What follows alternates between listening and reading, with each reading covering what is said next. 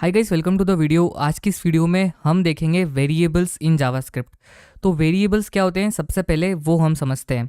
तो अगर आपने मैथ्स पढ़ी हो तो मैथ्स में हम क्या करते हैं, हमेशा कोई हमें एक्सप्रेशन लिखना हो तो हम क्या करते हैं 2+x=3। तो अब हमें x की वैल्यू फाइंड करनी होती है, मीन्स हम x के अंदर कुछ भी स्टोर कर सकते हैं। तो ऐसे ही हमें प्रोग्रामिंग में जो भी डेटा स्टोर करना होता है वो कुछ वेरिएबल्स में स्टोर करना पड़ता है। तो वेरिएबल्स का हम कुछ नाम देते हैं, मतलब वेरिएबल्स किसी भी नाम का हो सकता है, मतलब एक्स की जगह वाई भी लिख सकते हैं, जेड भी लिख सकते हैं, कुछ भी लिख सकते हैं। तो इस तरीके से हमें प्रोग्रामिंग में वेरिएबल्स बनाने पड़ते हैं और फिर उसके अंदर हम हमारे डेटा को स्टोर करते हैं। वेरिएबल्स को आप एक खाली बॉक्स की तरह भी समझ सकते हैं, उसके अंदर हम हमारे डेटा को स्टोर करते हैं। जैसे कि हमने एक्स एक वेरिएबल बनाया और उसके अंदर हम क्या करेंगे, कोई भी एक नंबर स्टोर कर लेंगे। जैसे कि यहाँ पर एक्स की वैल्यू 1 है तो हम एक्स के अंदर 1 स्टोर कर देंगे। तो इस तरीके से हमें वेरिएबल्स की ज़रूरत पड़ती है प्रोग्रामिंग में। तो जावास्क्रिप्ट में वेरिएबल्स हम कैसे डिक्लेयर करते हैं और कैसे उनको यूज़ करते हैं वो अभी हम देखते हैं। तो आई होप आपको प्रोग्रामिंग में वेरिएबल्स क्या होते हैं वो हल्का सा समझ में आ गया होगा। अब हम उसको थोड़ा सा और डीप में देखते हैं कि हम जावास्क्रिप्ट में वेरिएबल्स कैसे डिक्लेयर करते हैं। तो पिछली वीडियो में मैंने आपको बताया था कि हम यहाँ पर कमेंट्स कैसे करते हैं। तो अगर आपको मल्टी लाइन कमेंट्स करनी हो तो आप एक स्लैश लगाइए, स्टार लगाइए और फिर वापस स्टार लगाइए और वो वही वाला स्लैश लगा दीजिए और उसके बीच में आप जो भी लिखेंगे तो आपका जो कमेंट्स है वो मल्टी लाइन हो जाएंगे। और अगर आपको सिंगल लाइन में कमेंट करना है कोई कोड तो आप सिंपली डबल स्लैश लगा दीजिए, तो आपका कोड वहाँ पर भी कमेंट हो जाएगा। पिछली वीडियो में हमने हमारा सबसे पहला प्रोग्राम प्रिंट किया था, मतलब हमने सबसे पहला प्रोग्राम बनाया था हमारी जावास्क्रिप्ट में जो था प्रिंट करने का। तो हमने सिंपली लिखा था console.log और उसके अंदर हमने कुछ भी पास कर दिया था, हेलो जावास्क्रिप्ट पास किया था। तो हम जो भी पास करते हैं console.log के अंदर वो हमारे ब्राउज़र के कंसोल में प्रिंट होने लगता है। अभी आप टेंशन मत लीजिए, हम यहाँ पर जो हमारे मेन वेब पेज है वहाँ पर भी डिस्प्ले करेंगे चीज़ों को, लेकिन उसके लिए हमें थोड़ा सा बेसिक जावास्क्रिप्ट सीखनी पड़ेगी, तभी हमें जो ब्राउज़र के वेब पेज में डिस्प्ले करने की चीज़ें हैं वो अच्छे से समझ में आने वाली है। इसीलिए अभी हम सिर्फ कंसोल में प्रिंट करेंगे, फिर हम वेब पेज में डायरेक्टली चीज़ों को लिखेंगे। तो अभी हमने हेलो जावास्क्रिप्ट प्रिंट किया था, इसको अभी हम लिखा रहने देते हैं। अब हम देखते हैं वेरिएबल्स। तो वेरिएबल्स सबसे पहले मैंने आपको बता दिया कि एक बॉक्स की तरह समझ सकते हैं आप उसको, उसके अंदर आप कुछ भी स्टोर कर सकते हैं, ठीक है। तो जावास्क्रिप्ट में वेरिएबल को डिक्लेयर करने के 3 तरीके होते हैं। एक तो आप लेट का यूज़ कर सकते हैं, एक आप कॉन्स्ट का यूज़ कर सकते हैं और एक आप वार का यूज़ कर सकते हैं, ठीक है। ये क्या होते हैं वो भी मैं आपको बताता हूँ। तो देखिए, सबसे पहले जो लेट होता है और जो कॉन्स्ट होता है ये अभी लेटेस्ट है और इनको ही हम आजकल यूज़ करते हैं। जो वार है वो बहुत पुराना हो गया है और उसके साथ बहुत सारी प्रॉब्लम्स आती है। वो प्रॉब्लम्स क्या आती है जब हम फंक्शन पढ़ेंगे तब मैं आपको बताऊंगा। अभी के लिए आप ये समझ लीजिए कि आप इन 3 तरीक़ों से हमारे जो वेरिएबल्स है जावास्क्रिप्ट में उनको लिख सकते हैं। अब वेरिएबल्स बनाने के लिए आपको 2 चीज़ों की ज़रूरत होती है। एक तो होता है उसका डिक्लेरेशन, ठीक है। उसको मतलब आपको डिक्लेयर करना पड़ता है सबसे पहले, मतलब आपको अगर बॉक्स चाहिए तो आपको सबसे पहले बॉक्स बनाना पड़ेगा, ठीक है। तो डिक्लेरेशन को आप ऐसे समझ सकते हैं कि आपको एक बॉक्स बनाना है। एंड देन होता है हमारा असाइनमेंट। असाइनमेंट का मतलब उस बॉक्स के अंदर जब आप वैल्यू डालेंगे तो उसको आप बोलेंगे असाइनमेंट। तो जब हमने वेरिएबल को डिक्लेयर कर लिया उसके बाद हम करेंगे उसमें असाइनमेंट, ठीक है। तो हमने अभी देखा था कि हमारे जावास्क्रिप्ट में 3 तरीके होते हैं, लेट, कॉन्स्ट एंड वार, ठीक है। लेट एंड वार अभी के लिए एक जैसे आप उसको मान लीजिए, लेकिन थोड़े से वो अलग होते हैं और उनके साथ वार के साथ बहुत सारी प्रॉब्लम्स है, इसलिए हम लेट और कॉन्स्ट यूज़ करते हैं। सबसे पहले हम देखते हैं लेट, ठीक है। तो अगर आपको कोई भी वेरिएबल बनाना है जावास्क्रिप्ट में तो उसके आगे आपको लिखना पड़ेगा लेट, ठीक है। एंड इसके बाद आप कोई भी एक अल्फ़ाबेटिकल नाम दे सकते हैं इसको। जैसे कि यहाँ पर मैं दे देता हूँ फर्स्ट नेम। फॉर एग्जांपल हम एक प्रोग्राम बना रहे हैं जिसमें हम यूज़र से इनपुट लेंगे, स्टूडेंट का नाम, एज एक्सेट्रा। तो हमें वेरिएबल्स बनाने पड़ेंगे और उसमें हम इनपुट लेंगे, जो भी इनपुट यूज़र करेगा उसको हम स्टोर करेंगे हमारे वेरिएबल्स में, ठीक है। तो अभी हमने लेट हमने लिखा है, उसके बाद हम यहाँ पर एक हमने वेरिएबल का नाम दिया है जिसका नाम हमने रखा है फर्स्ट नेम, ठीक है। फर्स्ट नेम को आप इतना ही अगर छोड़ देंगे, और हाँ, जावास्क्रिप्ट में हमें सेमीकोलन लगाने की ज़रूरत नहीं होती है। अगर आप चाहें तो लगा भी सकते हैं, अगर आप चाहें तो नहीं भी लगाएं, दोनों चलता है।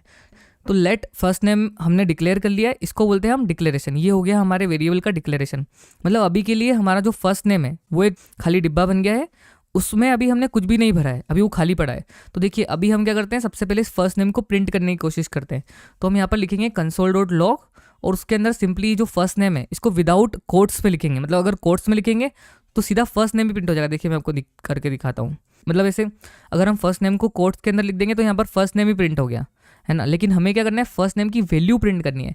तो इसलिए हम सिंपली जो हमारा वेरिएबल का नाम है उसको विदाउट कोट्स console.log के अंदर लिखेंगे।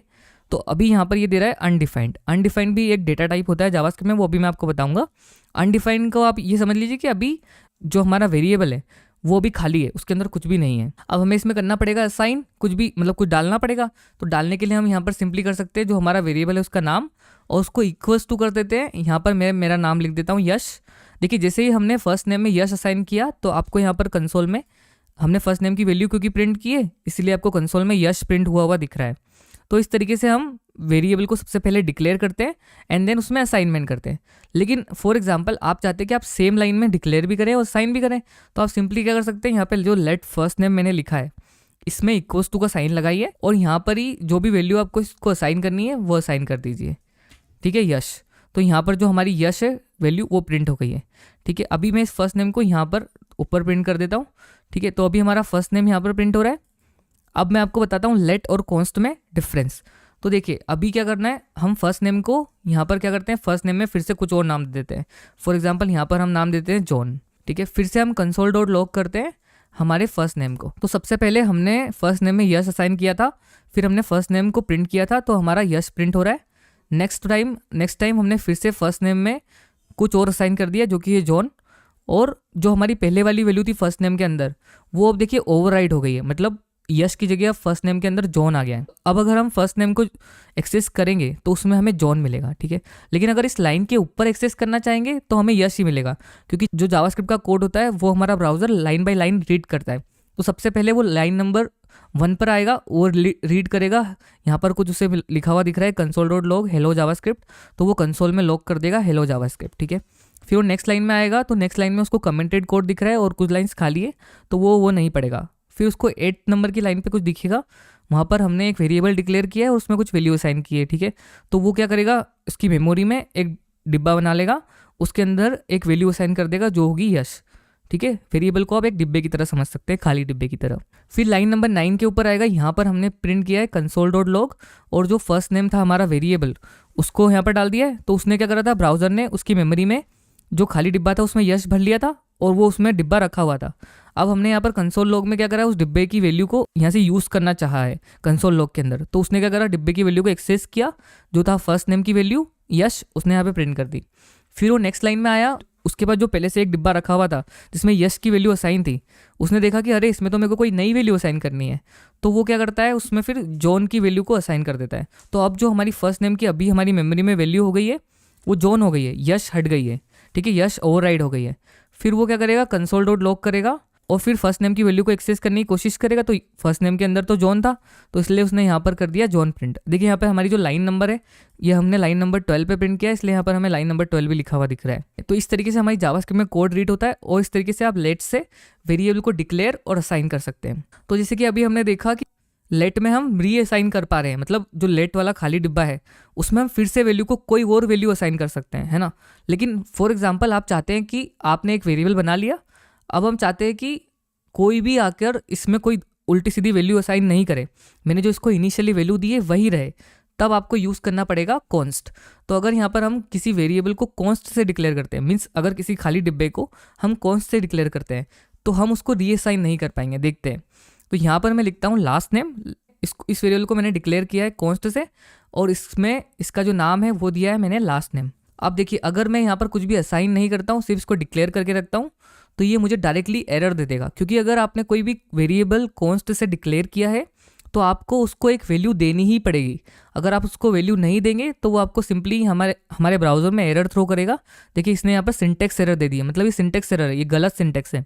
तो जब भी आप किसी वेरिएबल को अगर कॉन्स्ट से डिक्लेयर करते हैं तो उसको आपको वैल्यू असाइन ही करनी पड़ेगी। तो यहाँ पर मैं यहाँ पे लास्ट नेम में देता हूँ जॉन डो।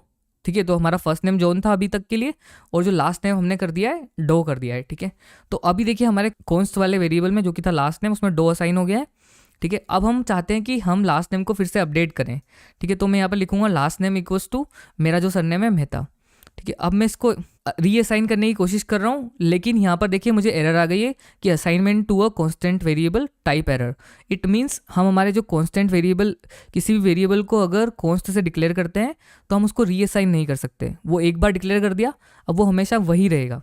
ठीक है, अब प्रिंट करके देखते हैं इस लास्ट नेम को सबसे पहले। तो देखिए यहाँ पर हमने कंसोल डॉट लॉग किया लास्ट नेम, तो हमारा जो लास्ट नेम है डो वो यहाँ पर प्रिंट होने लगा है। बट अगर हमने इसको कौन से डिक्लेयर किया है तो हम इसको रीअसाइन नहीं कर सकते। सिमिलरली हमारा जो वार होता है, ठीक है, वार भी लेट की तरह ही आप मान सकते हैं। वार से अगर आपने किसी वेरिएबल को डिक्लेयर किया है, फॉर एग्जांपल मैं यहाँ पर एज लिख देता हूँ और इसमें कोई नंबर असाइन कर देता हूँ, क्योंकि एज तो एक नंबर होगी, तो एज में मैं लिख देता हूँ 4। ठीक है, और अब मैं एज को एक्सेस करने की कोशिश करता हूँ, तो मैं एज को यहाँ पर एक्सेस भी कर सकता हूँ, और मैं चाहूँ कि एज को मैं अपडेट कर दूँ, एज में मैं 10 लिख दूँ, एंड देन फिर से मैं कंसोल डॉट लॉग करूँ एज को, तो देखिए हमारी जो एज है नई वाली वो यहाँ पर हमें मिल जाएगी। तो हम वार वाले वेरिएबल को भी हमेशा रीअसाइन कर सकते हैं, बट कॉन्स्ट वाले वेरिएबल को कभी भी रीअसाइन नहीं कर सकते। अभी के लिए आप लेट और वार को एक जैसा समझ लीजिए, जब हम फंक्शन पढ़ेंगे तब इनके बीच का हम डिफरेंस समझेंगे कि लेट और वार में कितना बड़ा डिफरेंस है, और वार को हम आजकल यूज़ क्यों नहीं करते हैं। ठीक है, तो हमारे पास 3 तरीके होते हैं किसी भी वेरिएबल को डिक्लेयर करने के, लेट, कॉन्स्ट एंड वार। तो इतना ही था इस वीडियो के लिए। इस वीडियो में हमने सीखा वेरिएबल्स को हम जावास्क्रिप्ट में कैसे डिक्लेयर करते हैं, वेरिएबल्स क्या होते हैं, लेट, कॉन्स्ट एंड वॉर क्या होता है, ये सारी चीज़ें हमने अच्छे से इस वीडियो में सीखी है। तो अगर आपको मेरे समझाने का तरीका अच्छा लगा हो और ये वीडियो पसंद आई हो तो प्लीज़ लाइक कर दीजिए। अगर आप चैनल पे नए हो तो सब्सक्राइब कर दीजिए। Thank you so much for watching. मिलते हैं नेक्स्ट वीडियो में, तब तक के लिए बाय बाय।